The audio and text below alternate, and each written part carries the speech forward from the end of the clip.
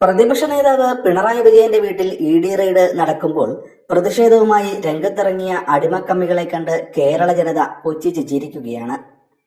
മടിയിൽ കനമില്ലാത്തവൻ വഴിയിൽ ഭയക്കേണ്ടതില്ലെന്ന് വാതോരാതെ പറഞ്ഞ പിണറായിയല്ലേ സഖാക്കളെ നിങ്ങളുടെ നേതാവ്? പിന്നെ എന്തിനാണ് ഒന്നും സംഭവിക്കാനിടയില്ലാത്ത ഈ റെയ്ഡിനെ തടസ്സപ്പെടുത്താൻ സമരനാടകം? നിങ്ങളുടെ നേതാവിന് ഒന്നും പേടിക്കാനില്ല. പിന്നെ നിങ്ങൾ വെറുതെ വെയിലും മഴയും കൊണ്ട് തെരുവിൽ കിടന്ന് പനി പിടിക്കാതെ വീട്ടിൽ പോയി കിടന്ന് ഉറങ്ങുമെന്ന് എതിരാളികൾ പറഞ്ഞാൽ എന്താണ് അതിശയോക്തി?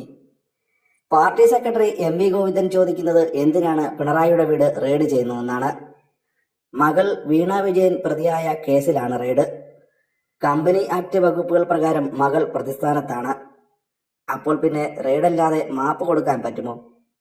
CPM പോലെയുള്ള ഒരു കേഡർ പാർട്ടി ഒരു വ്യക്തിക്ക് വേണ്ടി എത്രത്തോളം അധപ്പതിച്ചു പോകുന്നുവെന്നതിന്റെ ഏറ്റവും ഒടുവിലത്തെ തെളിവാണ് ഈ സംഭവങ്ങൾ.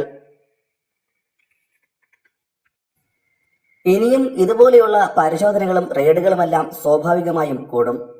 സംസ്ഥാന പോലീസിനെ പോലും അറിയിക്കാതെയാണ് ഇ.ഡിയുടെ റെയ്ഡ്. എന്നാൽ ഇതിന്റെ ചൂട് പിടിച്ച് ഇപ്പോൾ ഭരിക്കുന്ന UDF സർക്കാരും സ്വാഭാവികമായി ഇതിന്റെ തുടർ നടപടികൾ സ്വീകരിക്കുമെന്ന് ഉറപ്പാണ്. തെറ്റ് ചെയ്തിട്ടുണ്ടെങ്കിൽ അതിന് ശിക്ഷ ഏറ്റുവാങ്ങേണ്ടത് തെറ്റ് ചെയ്തവർ തന്നെയാണ്.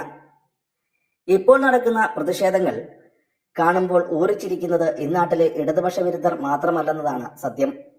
മറിച്ച് ലക്ഷക്കണക്കിന് വരുന്ന ഇടത് അനുഭാവികളായിരിക്കും. പിണറായി അടിമകളായി മാത്രം ജീവിക്കുന്ന ഒരു വിഭാഗത്തിന് മാത്രമാണ് ഈ റെയ്ഡിനെ എതിർക്കാൻ കഴിയുക. 2 തവണ മുഖ്യമന്ത്രിയായി 3-ാം തവണയും അധികാരത്തിലേറാൻ ഒരു പാർട്ടിയെയും അതിന്റെ ലക്ഷക്കണക്കിന് വരുന്ന അനുയായികളെയും ബലി നൽകിയ നേതാവിന് ലഭിക്കേണ്ട ആത്യന്തികവും അനിവാര്യവുമായ തിരിച്ചടിയാണ് ഈ റെയ്ഡ്.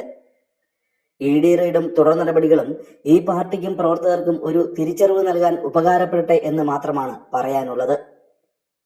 LDFനെ നയിക്കുന്ന കമ്മ്യൂണിസ്റ്റ് പാർട്ടികൾ ജനകീയ പ്രസ്ഥാനമാണെങ്കിലും വ്യക്തികൾക്ക് എത്രമാത്രം പ്രാധാന്യവും പരിധിയും നൽകേണ്ടതാണെന്ന തിരിച്ചറിവ് പ്രവർത്തകർക്ക് ഇനിയെങ്കിലും ഉണ്ടാകട്ടെ.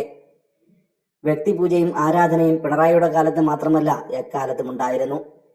AKG, P. കൃഷ്ണപിള്ള, EMS, ഏറ്റവും ഒടുവിൽ VS എന്നിവരെയെല്ലാം എക്കാലത്തും കമ്മ്യൂണിസ്റ്റ് അണികളും അനുഭാവികളും വ്യക്തിപരമായി ആരാധിക്കുകയും തങ്ങളുടെ വീടുകളിൽ വരെ ഫോട്ടോകൾ പോലും വച്ച് അലങ്കരിക്കുകയും ചെയ്തിട്ടുള്ളതാണ്.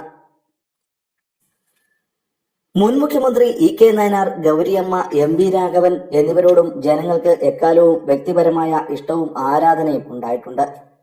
അതേസമയം തന്നെ ഇടതുപക്ഷ സൈദ്ധാന്തികരായ EMS, P. ഗോവിന്ദപിള്ള തുടങ്ങി തോമസ് ഐസക്, ഇപ്പോൾ CMPയിലൂടെ മന്ത്രിസ്ഥാനത്തെത്തിയ CP ജോൺ അടക്കമുള്ള ബുദ്ധിജീവികൾ കക്ഷി രാഷ്ട്രീയത്തിന് അതീതമായി ജനങ്ങളുടെ മനസ്സിൽ ഇടം നേടിയത് വ്യക്തിപൂജ എന്നതിലുപരിയായി അവർ പുലർത്തുന്ന ആശയപരവും പ്രത്യയശാസ്ത്രപരവുമായ നിലവാരം കൂടി കണക്കിലെടുത്താണ്. എന്നാൽ ഇന്ന് ഇത്തരം രീതിക്ക് മാറ്റം വന്നുവെന്നതിനേക്കാളേറെ ബോധപൂർവം മാറ്റം വരുത്തി എന്ന് പറയുന്നതാവും ശരി.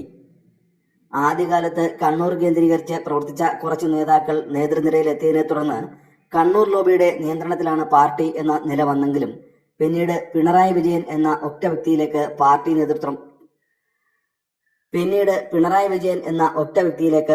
നേതൃത്വം ചുരുങ്ങുന്നതാണ് കണ്ടത്.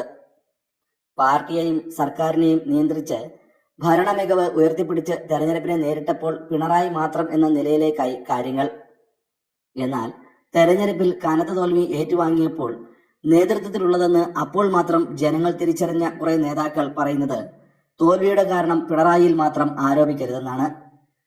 എന്തിനാണ് നിങ്ങൾ ജനങ്ങളുടെ മുമ്പിൽ ഇങ്ങനെ സ്വയം അവകാശരാകുന്നത്? ഇനിയെങ്കിലും മാറിയില്ലെങ്കിൽ ചരിത്രത്തിൽ മാത്രം രേഖപ്പെടുത്താവുന്ന നിലയിലേക്ക് കേരളത്തിലെ കമ്മ്യൂണിസ്റ്റ് പ്രസ്ഥാനം മാറുമെന്ന് മനസ്സിലാക്കിയാൽ നിങ്ങൾക്ക് നല്ലത്. ഇല്ലെങ്കിൽ കനൽ പോയിട്ട് തരി പോലുമില്ല കണ്ടുപിടിക്കാൻ എന്ന സ്ഥിതിയിലേക്ക് മാറുമെന്ന് ഓർമ്മിച്ചാൽ നല്ലത്.